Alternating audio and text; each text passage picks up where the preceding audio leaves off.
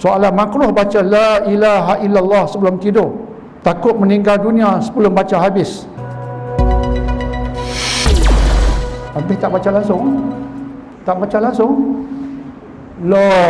Mati. Tak usah baca apa. Kau takut nanti baca apa pun takut tak habis. Jadi minda itu salah. Minda itu salah. Kita niat nak baca la ilaha illallah, niat itu sudah diangkat. Niat itu sudah terangkat. Tak habis itu tidak mengapa. Tapi tak habis itu bukan kita sengaja kan.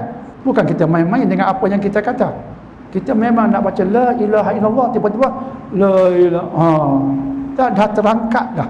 Niat kita yang asal untuk mengatakan tidak ada ilah yang disembah melainkan Allah.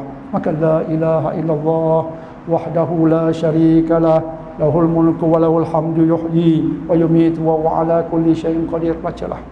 Baca belum tidur lagi kita nak baca 3 qaul tambah dengan qul ya ayyuhal kafirun. Jangan lupa ayat kursi. Ini semua jangan kita miss lah. Baca, kemudian ketika nak lena, bukan terus lena, kita zikirlah dengan apa-apa zikir yang kita dah hafaz. Malah paling mudah subhanallah, subhanallah, alhamdulillah, hasbiyallah wa ni'mal wakil, hasbiyallah wa ni'mal wakil, ataupun astaghfirullah. Bagus semua tu.